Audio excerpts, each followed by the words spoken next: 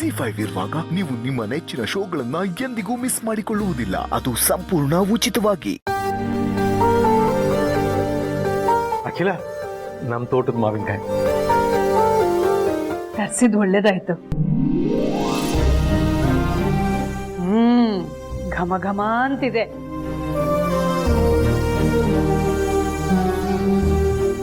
ಕಳೆದ ವರ್ಷ ಮಾಡಿದ ಉಪ್ಪಿನಕಾಯಿ ಖಾಲಿ ಆಗೋಗಿದೆ. ಈ ವರ್ಷ ಈಗ ಹೊಸ ಮಾವಿನಕಾಯಲ್ಲಿ ಇವತ್ತೇ ಉಪ್ಪಿನಕಾಯಿ ಹಾಕ್ಬಿಡ್ತೀನಿ.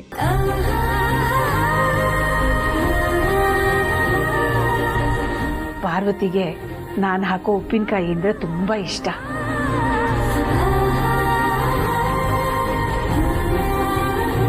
ಬಸರಿ ಹುಡುಗಿ ಬೇರೆ ಬಿಸಿ ಅನ್ನಕ್ಕೆ ತುಪ್ಪ ಹಾಕೊಂಡು ಉಪ್ಪಿನಕಾಯಿ ಕಲ್ಸ್ಕೊಂಡು 2 ತುತ್ತು ಜಾಸ್ತಿ ಊಟ ಮಾಡ್ತಾಳೆ.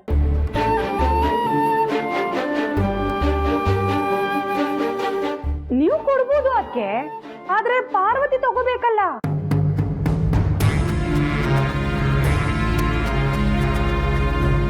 ನೀವು ದಿನಸಿ ತಗೊಂಡು ಅವಳ ಮನೆ ಬಾಗ್ಲಿಗೆ ಹೋಗಿ ಕೊಟ್ರು ಅವಳು ಅದನ್ನ ವಾಪಸ್ ಕಳ್ಸಿದ್ಲು. ಈಗ ಇದನ್ನ ತಗೋತಾಳೆ ಅನ್ನೋದಕ್ಕೆ ಏನ್ ಗ್ಯಾರಂಟಿ?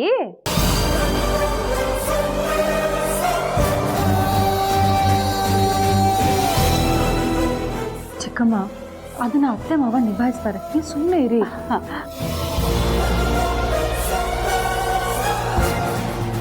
ಅದು ಹಾಗಲ್ಲ ಪುಟ್ಟ. ಅರಸನಕೋಟೆ ಅಖಿಲಾಂಡೇಶ್ವರಿ ಹೆಸರಿಗೆ ಒಂದು ಘನತೆ ಇದೆ.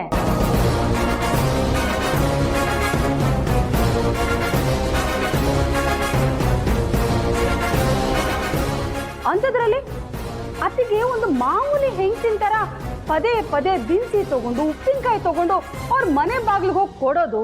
ಆದ್ರೆ ಅಲ್ಲಿ ಪಾರ್ವತಿ ಮತ್ತೆ ಆದಿತ್ಯ ಇವರೇ ಏನೋ ಬೇಡಕ್ಕೆ ಹೋಗ್ತಾ ಇದ್ದಾರೇನೋ ಅನ್ನೋ ತರ ಇವ್ರನ್ನೇ ನಿಷ್ಠೂರವಾಗಿ ಮಾತಾಡಿ ಕಳ್ಸೋದು. ಇದೆಲ್ಲ ಬೇಕಾ ಅಂತ ಹೇಳ್ತಾ ಇದ್ದೀನಿ ಅಷ್ಟೇ.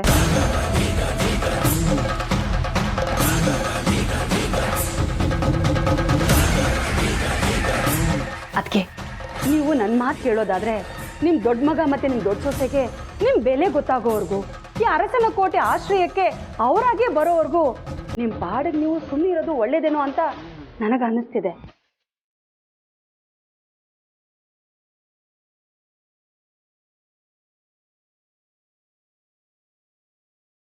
ಅವರಾಗಿ ಅವ್ರು ಬರೋವರೆಗೂ ನಮ್ಮ ಪಾಡಿಗೆ ನಾವು ಹೇಗಿರಕ್ಕಾಗತ್ತೆ? ಎಷ್ಟೇ ಆದ್ರೂ ಅವ್ರು ನಮ್ಮ ಮಗ ಸೊಸೆ. ಪಾರ್ವತಿ ಹೊಟ್ಟೆಯಲ್ಲಿ ಅರಸನಕೋಟೆ ಕುಡಿ ಬೆಳೀತಿದೆ.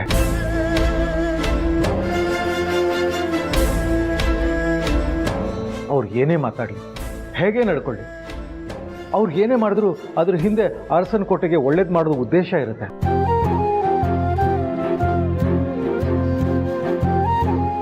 ಅವ್ರು ನಮ್ಮನ್ನ ದೂರ ಇಡಕ್ ನೋಡ್ತಿದ್ದಾರೆ ಅನ್ನೋ ಮಾತ್ರಕ್ಕೆ ನಾವು ಅವರಿಂದ ದೂರ ಇರಕ್ಕಾಗುತ್ತಾ? ಅಖಿಲ, ನೀನು ಉಪ್ಪಿನಕಾಯಿ ಹಾಕು, ನಾನು ಸಮಯ ನೋಡಿ ಹೋಗಿ ಪಾರ್ವತಿ ಕೊಟ್ಟು ಬರ್ತೀನಿ.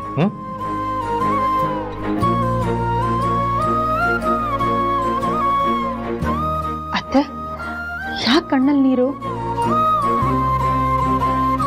ಮನಸ್ಸನ್ನ ಗಟ್ಟಿ ಮಾಡ್ಕೋಬೇಕು ಅಂತ ಎಷ್ಟೋ ಸಲ ಅನ್ಕೋತೀನಿ. ಆದ್ರೆ ಕೆಲವು ಸಲ ಮನಸ್ಸಿನ ಸಂಕಟ ತಡೆಯಕ್ಕೆ ಆಗಲ್ಲ. ಒಬ್ಳೆ ಒಳಗೆ ಕೊರಗೋದ್ಕಿಂತ ಮನ್ಸಲ್ಲಿರೋದನ್ನ ಹೇಳ್ಕೊಂಡ್ಬಿಡು, ಮನಸ್ಸು ಹಗರ ಆಗುತ್ತೆ. ಮೊನ್ನೆ ಸೀಮಂತದ ದಿನ ಆದಿ ಪಾರ್ವತಿಗೆ ಆರತಿ ಮಾಡಿ ಮನೆ ಒಳಗಡೆ ಕರ್ಕೊಳ್ಳೋವಾಗ ನಾನು ಮನಸ್ಸಿನಲ್ಲೇ ಒಂದು ಸುಂದರವಾದ ಕಲ್ಪನೆ ಅರಮನೆನ ಕಟ್ಕೊಂಡ್ಬಿಟ್ಟಿದ್ದೆ.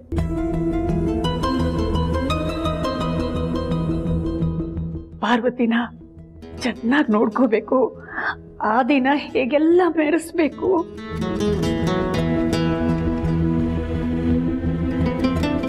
ಪಾರ್ವತಿ ಈ ಮನೆ ಹಿರಿ ಸೊಸೆ, ಅವಳನ್ನ ಎಲ್ಲರೂ ಯಜಮಾನಿ ಥರನೇ ಟ್ರೀಟ್ ಮಾಡಬೇಕು ಅಂತ ಎಲ್ಲ ಸ್ಟಾಫ್ಗೂ ಹೇಳಿದ್ದೆ.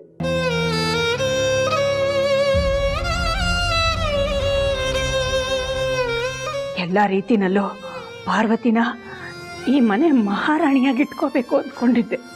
ಆದ್ರೆ ಕೆಲವೇ ಗಂಟೆಗಳ ವ್ಯತ್ಯಾಸದಲ್ಲಿ ಹೇಗ್ ಬಂದ್ರೋ ಹಾಗೆ ವಾಪಸ್ ಹೊರಟೋದು.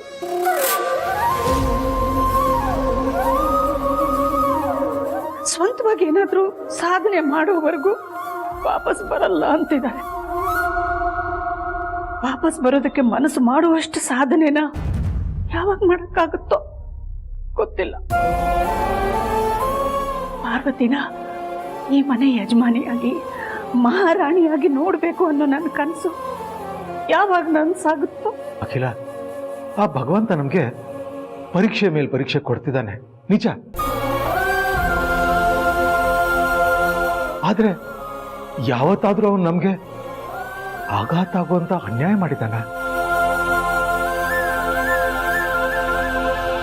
ಈಗಲೂ ಆ ಭಗವಂತನ ಮೇಲೆ ನಂಬಿಕೆ ಇಟ್ಕೊಳ್ಳೋಣ, ಎಲ್ಲ ಸರಿ ಹೋಗುತ್ತೆ.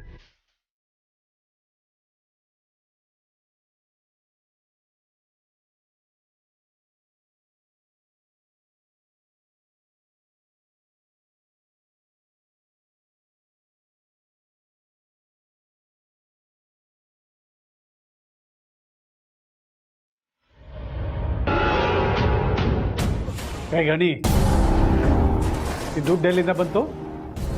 ಆಟೋ ಓಡಿಸೋ ಕೆಲಸ ಬೇಡ ಅಂದಿದ್ದೆ, ಇನ್ಯಾವ ಕೆಲಸ ಮಾಡಿ ಈ ದುಡ್ಡು ಸಂಪಾದನೆ ಮಾಡಿದ್ಯಾ? ಸಂತಿ ಏನ್ ಮಾಡ್ತಾ ಇದ್ದೀರಾ ನೀವು? ಅವತ್ತೇ ಹೇಳಿದಿರಲ್ವಾ ನಿನ್ ಗಮನ ಓದಿನ ಕಡೆ ಮಾತಾ ಇರ್ಬೇಕು ಅಂತ. ಅವ್ನು ನಿಮ್ ಮಾತು ಮೀರ್ತಾನ? ಮತ್ತೆ ಈ ಹಣ ನೀವು ಕೊಟ್ಟಿದ್ದೆ. ಕಾಲೇಜ್ಗೆ ಹೋಗ್ಬೇಕಾರೆ ಖರ್ಚಿಗಿಟ್ಕೋ, ತಿನ್ನಕ್ಕೆ ಏನಾದರೂ ಬೇಕಾಗುತ್ತೆ ಅಂತ ನೀನು ಭಾವ ಕೊಡ್ತಿದ್ರಿ. ಆದರೆ ಅಕ್ಕ ಒಂದೊಂದು ರೂಪಾಯಿನೂ ಮುಖ್ಯ ಗಣಿ, ಹಾಗೆಲ್ಲ ಹಣನ ಸುಮ್ಮನೆ ಖರ್ಚು ಮಾಡಬಾರ್ದು ಅಂತ ಡಬ್ಬಿ ಹಾಕ್ಕೊಡ್ತಿದ್ಲು.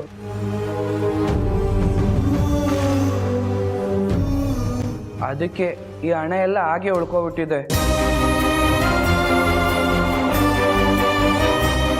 ಇನ್ನು ನೀನು ಹಾಲು ಮೊಸರು ತಗೋಬಾ ಅಂತ ಕೊಡ್ತಿದ್ದಲ್ಲ ಕಾಸು, ಅದರಲ್ಲಿ ಮಿಗೋ ಚಿಲ್ಡ್ರನ್ನೆಲ್ಲ ಕೂಡಿಟ್ಟು ಇಷ್ಟು ಹಣ ಕೂಡಿಡ್ಸಿದ್ದೀನಿ. ಒಟ್ಟು 2080 ರೂಪಾಯಿ ಇದೆ. ZEE5 ಆಪ್ ಡೌನ್ಲೋಡ್ ಮಾಡಿ ಎಲ್ಲಾ ಸಂಚಿಕೆಗಳನ್ನು ಸಂಪೂರ್ಣ ಉಚಿತವಾಗಿ ನೋಡಿ.